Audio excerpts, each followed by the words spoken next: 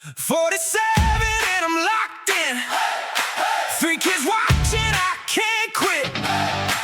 One more climb, one more run. I'm not done, I'm not done. Dawn hits, I lace up. Back in the work, back to the cut. Every rep got a reason. Every meal got a purpose. I've been built by the years. I've been sharpened by the grind. Now I'm chasing something bigger, and I know it's mine. Fit by 50, here I go. Road to the stage, let the whole world know. Fit by 50, strong and free. Father of 3, this is who I'll be. Fit by 50, watch me rise. Harder each day, eyes on the prize. Fit by 50, ooh. Road to the stage.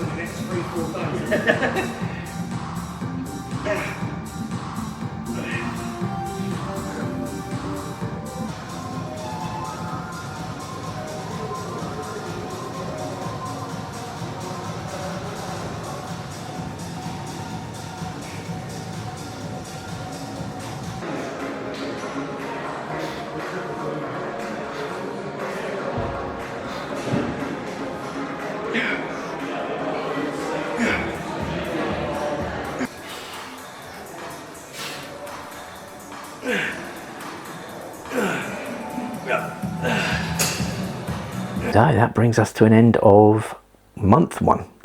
Crazy how quickly this is going. But before we get into how this week has been, what obstacles I faced, how I overcame them, where we are from now, let's have a quick look at the progression. So here are my before and afters. So this is day 1 compared to today, end of month 1.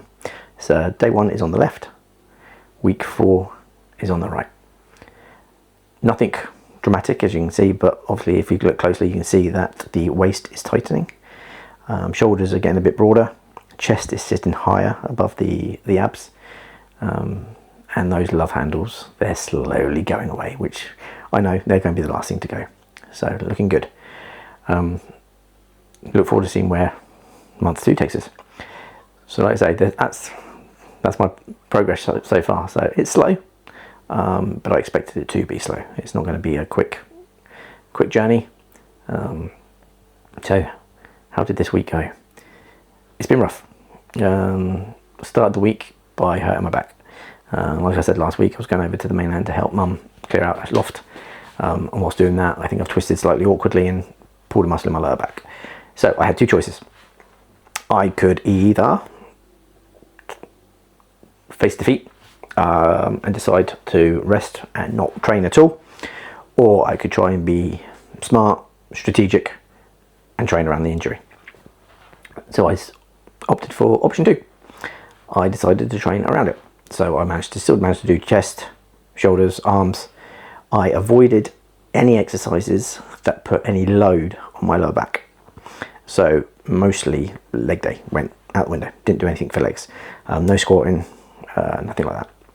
I managed to do lats, lat pull downs and upper back stuff, but again avoided all lower back exercises. I avoided anything that required me to bend really. So that was that. That lasted, and it still is lasting, most of the week. So it's starting to get, by the end of this week, it was starting to get to me.